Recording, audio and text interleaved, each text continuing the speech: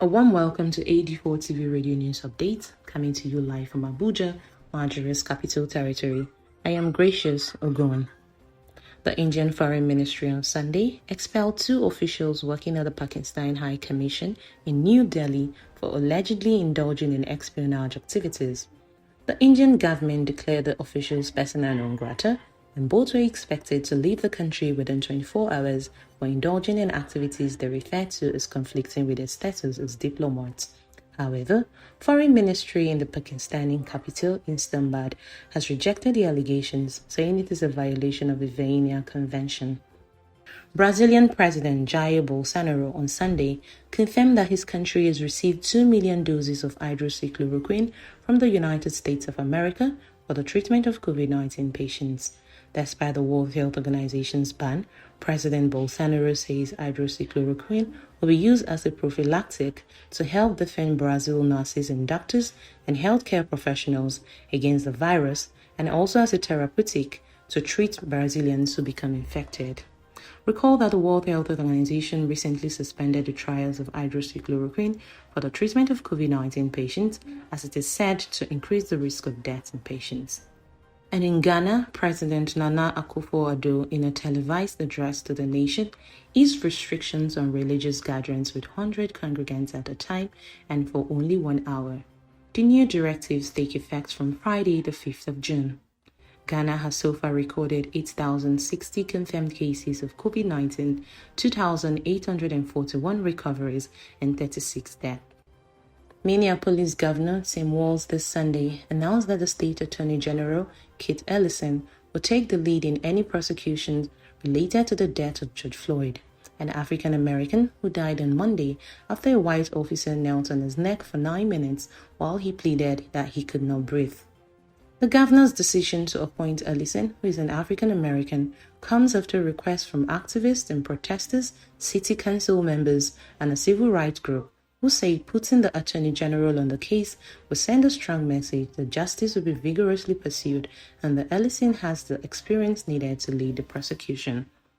In a related development, former Minneapolis police officer Derek Chauvin, who has been charged with the murder of George Floyd, who died in police custody, has been moved to a Minnesota Department of Corrections facilities in Minneapolis.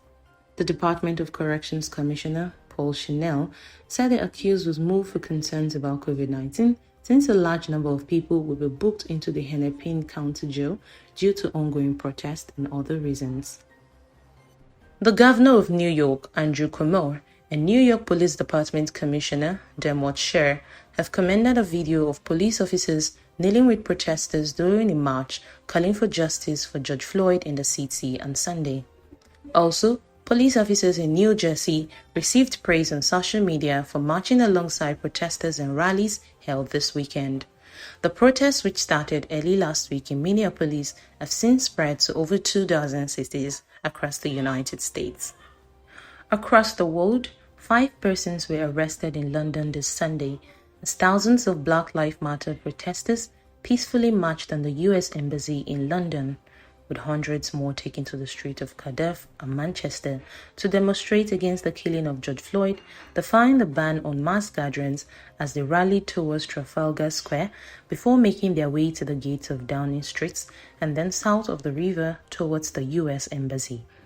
According to police officials, 3 of the 5 protesters breached coronavirus rule, while the other 2 were detained for assaulting officers. In an unrelated matter, the Central Bank of Nigeria has issued new directives to banks to guide customers' refund in failed transactions through ATMs, POS, internet transfer, and e-platform transactions. Director of Corporate Communication, Isaac Okorafo, who announced the directives in a statement, said that any failed ATM transaction that occurs when a customer tries to withdraw from their bank must be reversed instantly or within a 24-hour period, while failed ATM withdrawals occurring when bank customers use their ATM cards and other banks should not exceed 48 hours. Banks are also required to resolve all failed online transfers and POS transactions within 72 hours rather than the 5 working days it currently takes. The directives take effect from the 8th of June. Meanwhile, coronavirus cases in Nigeria surpassed the 10,000 mark on Sunday as the Nigeria Center for Disease Control confirmed 307 new cases in the country, taking the total number of cases to 10,162. However, the number of discharged patients moved from 2,856 to 3,007, while the national death toll also increased from 273 to 287. We take a short break now. When we return, Bulgarian artist Christo dies at 84.